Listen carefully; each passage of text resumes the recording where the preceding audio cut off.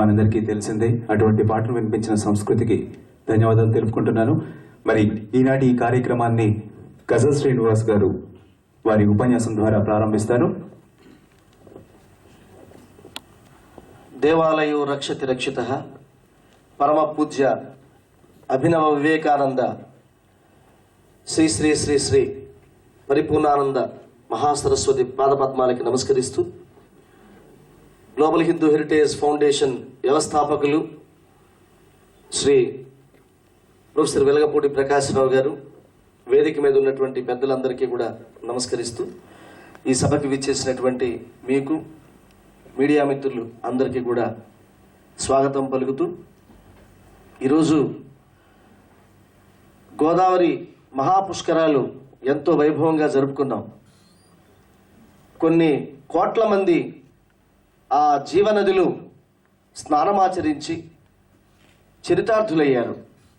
మనం కళ్ళారా చూసాం అన్ని టీవీ ఛానళ్లలో. ఒక అద్భుతం. ఇన్ని కోట్ల మంది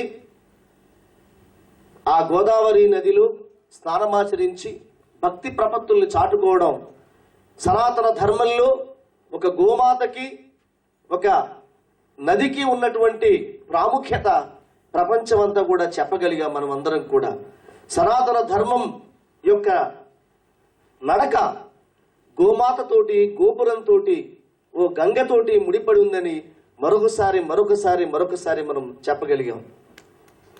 చాలా సంతోషం. మేము ఆ కార్యక్రమాన్ని చూడడం, అంతకుముందే గోదావరి నదీ హారతి గురించి పరిపూర్ణానంద గారు, మేమంతా కూడా సేవ్ టెంపుల్స్ ఆర్గనైజేషన్ ద్వారా కృషి చేసి ఇవాళ గోదావరి హారతి, కృష్ణా హారతి, తుంగభద్ర హారతి, నాగావళి హారతి, ఇలాగా హారతిని, గంగలో చూసిన హారతిని ఇక్కడ కూడా తీసుకురాగలిగాం. ఇవాళ ఒక జీవో కూడా వచ్చింది. అది మా నైతికమైనటువంటి విజయం. ఇవాళ సేవ్ టెంపుల్స్ ఉద్యమం ఏంటంటే నిత్య హారతి. గోదావరికి రాజమండ్రిలో నిత్య హారతి జరుగుతోంది ప్రతిరోజు కూడా. అలాగే రాబోయే రోజుల్లో కృష్ణానదికి కూడా దుర్గమ్మ ఒడిలో నిత్య హారతి జరగాలని మనస్ఫూర్తిగా కోరుకుంటున్నాం.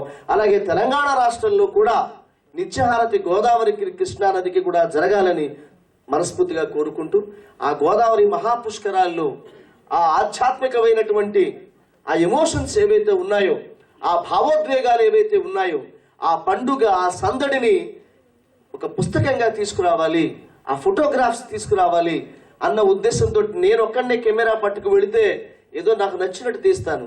కానీ ఎంతో మంది టాలెంటెడ్ ఫోటోగ్రాఫర్స్ ఉన్నారు మన తెలుగు నేలపైన. వీరందరూ వెళ్ళి ఫోటోలు తీస్తే ఆ ఫోటోల్ని ప్రపంచానికి చాటి చూడండి భక్తి ఎలా ఉంటుందో అన్నది. ఇవాళ 1500, 2000 ఫొటోస్ రావడం జరిగాయి. అందులోంచి జ్యూరీ మెంబర్స్ శిరాశ్రీ గారు, ప్రముఖ సినీ గేయ రచయిత, జర్నలిస్టు, తర్వాత మా సేవ్ టెంపుల్స్కి వెన్నుదన్నుగా ఉండేటువంటి మహోన్నతమైనటువంటి రచయిత, వారు సినీ గేయ రచయిత, వారు ఒక జ్యూరీ మెంబరు. అలాగే నేను ఇటీవల నటించినటువంటి చిత్రం, దర్శకులు ఇక్కడే ఉన్నారు మంజులు గారు, భగవంతు రామానుజులు కథని మేము అందులో విష్ణుమూర్తిగా నటించడం జరిగింది. దానికి కెమెరామన్ గా పనిచేసినటువంటి తోట రమణ గారు, అలాగే ప్రముఖ రంగస్థల నిపుణులు దీక్షిత్ గారు, మీరు ముగ్గురు కూడా జ్యూరీ మెంబర్లుగా ఉండి ఆ ఫొటోస్ అన్ని కూడా చూసి న్యాయ నిర్ణయం తీసుకోవడం జరిగింది. దాని గురించి శిరాశ్రీ గారు మాట్లాడతారు.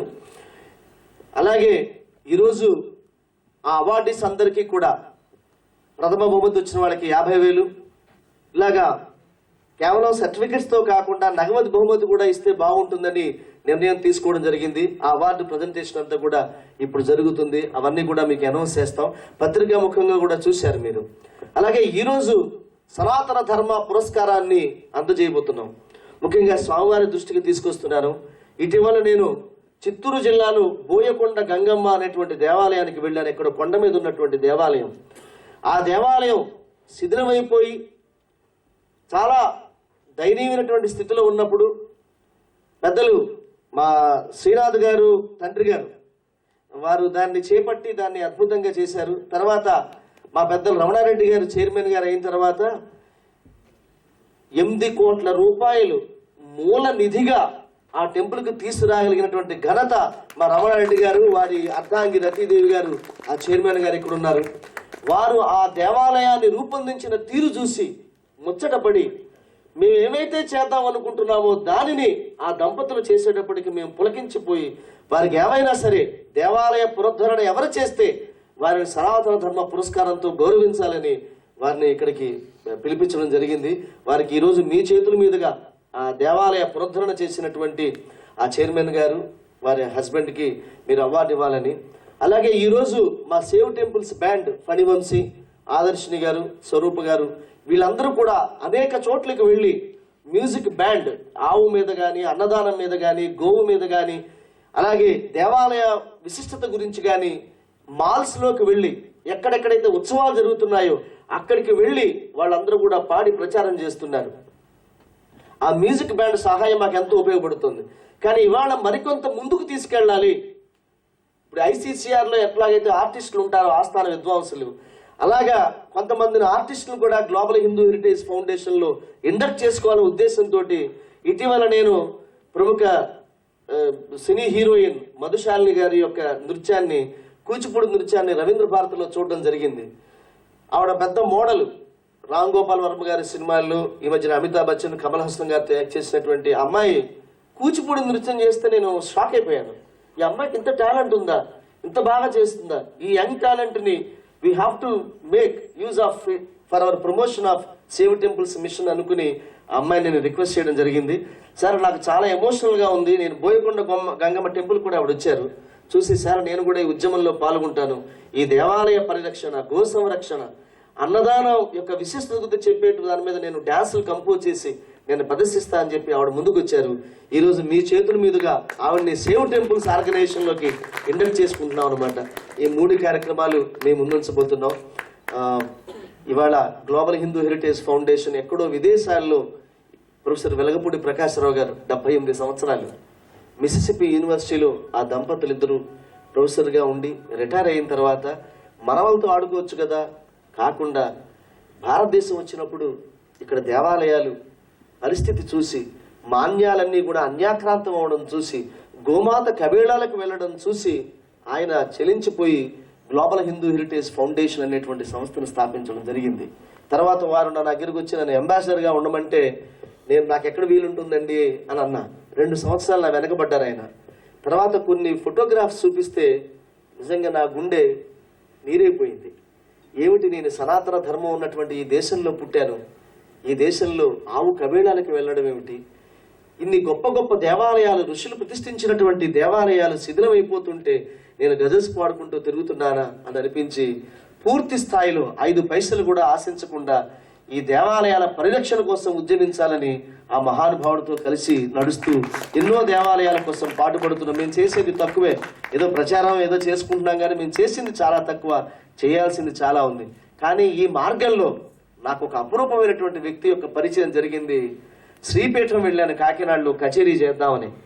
అక్కడికి వెళితే అభినవ వివేకానందుని చూసేటువంటి అదృష్టం నాకు కలిగింది. వారే శ్రీ శ్రీ శ్రీ పరిపూర్ణానంద స్వామి వారు.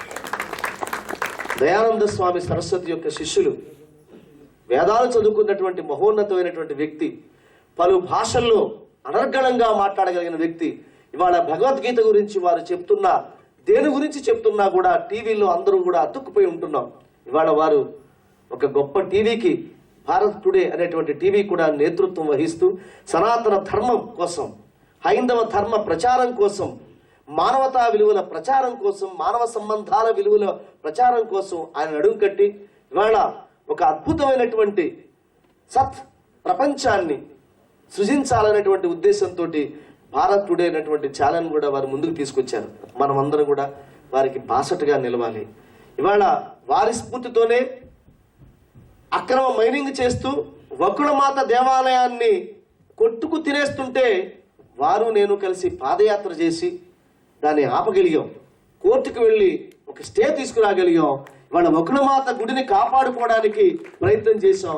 ఇవాళ మళ్ళీ వకుళమాత గుడి నిర్మాణం జరగబోతుందంటే దాని వెనకాల సూత్రధారి, పాత్రధారి, గాత్రధారి, స్ఫూర్తి ప్రదాత అంతా కూడా శ్రీ శ్రీ శ్రీ పరిపూర్ణానంద స్వామి వారు.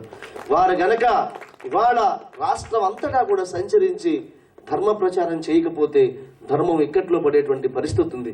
వారు 1500 మంది ఎస్సీ బీసీలు ఒక చోటకి తీసుకొచ్చి ఫ్యామిలీస్ని కదిరి లక్ష్మీనరసింహ స్వామి టెంపుల్లో సామూహికంగా సత్యాన వ్రతాలు చేశారు. అలాగే ఎస్సీ ఫ్యామిలీస్ని 3 బస్సుల్లో రాజమండ్రి నుంచి దళిత గోవి గారు గుడి అందరిది. ఒకప్పుడు గుడిలో అందరూ కులస్తులు ఉండేవారు, అందరిది గుడి.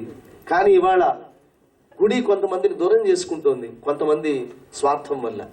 దానిని పక్కకు పెట్టి గుడిని అందరూ కూడా సొంతం చేసుకోవాలి అనేటువంటి భావనతోటి వారు ముందుకు తీసుకెడుతూ పల్లెలో స్వామివారు పీఠాల్లో కూర్చునేటువంటి మనిషి కాదు, పేటల్లో ఉండేటువంటి మనిషి స్వామి పరిపూర్ణానంద సరస్వతి మహారాజ్. సో వారు ఈరోజు నేను అడగగానే వారు ఛానల్స్లో చాలా బిజీగా ఉన్నారు. ఇటీవలే అమెరికాలో పర్యటించి వచ్చారు. నా కోరిక మన్నించి నేను అమెరికాలో ఉండగా అడిగాను, సార్ మీరు నాకు టైం ఇస్తే ఆ డేట్ని పెట్టుకుంటానన్నాను. వారు ఇవాళ ఈ డేట్ వారు ఇవ్వడం జరిగింది. వారి చేతుల మీదుగా ఈ అవార్డు ప్రజెంటేషను ఇవన్నీ కూడా జరుగుతాయి. మీరు అందరూ ఇక్కడికి వచ్చినందుకు, ఎంతోమంది ఆత్మీయులు నాకు ఈ కార్యక్రమానికి వచ్చారు, దేవాలయ బంధువులు వచ్చారు, వారందరికీ కూడా నేను మనస్ఫూర్తిగా కృతజ్ఞతలు తెలియజేసుకుంటూ, ఈ కార్యక్రమానికి ఎక్కువ మందిని పిలవలేదు, ఓన్లీ SMS ద్వారా కొంతమందిని పిలవడమే జరిగింది. ఈ అవార్డు సెరమనీలన్నీ ఇట్లాగే ఉంటాయి కాబట్టి కొంచెం ప్రసాద ల్యాబ్స్లో ఈ కార్యక్రమాన్ని నిర్వహించడం జరిగింది. ఏదైనా దేవాలయ ప్రాంగణంలో చేసుంటే ఇంకా బాగుండేది, కానీ స్క్రీనింగ్ అది వేయడం కోసం అని చెప్పి దీన్ని చూజ్ చేసుకోవడం జరిగింది. స్వామివారికి తెలుసు, ఇక్కడే మేము save temple short film festival ఇక్కడే కండక్ట్ చేయడం జరిగింది సార్. 3 రోజులు ఇక్కడే చేశాము, చాలా అద్భుతంగా జరిగింది. సో రాబోయే రోజుల్లో కూడా అటువంటి షార్ట్ ఫిల్మ్ ఫెస్టివల్ని త్వరలోనే మళ్ళీ వచ్చే ఫిబ్రవరిలో కానీ మార్చిలో కానీ ఒక మా ఊరు మా గుడి అన్న దానిపైన ఒక ప్రత్యేకమైనటువంటి డాక్యుమెంటరీ ఫిల్మ్ ఫెస్టివల్ని మేము త్వరలోనే అనౌన్స్ చేయబోతున్నాము. మీకు అతి త్వరలోనే దాని ముచ్చట్లన్నీ కూడా ఒక ప్రెస్ మీట్ ద్వారా మీకు మనవి చేస్తామని తెలియజేసుకుంటూ, ఇక్కడికి విచ్చేసినందుకు మీ అందరికీ కూడా నేను మనస్ఫూర్తిగా ధన్యవాదాలు తెలియజేసుకుంటూ, ఇప్పుడు పెద్దలు మన ఫణివంశీ గారిని నేను చూస్తున్నాను. ధన్యవాదాలు సార్.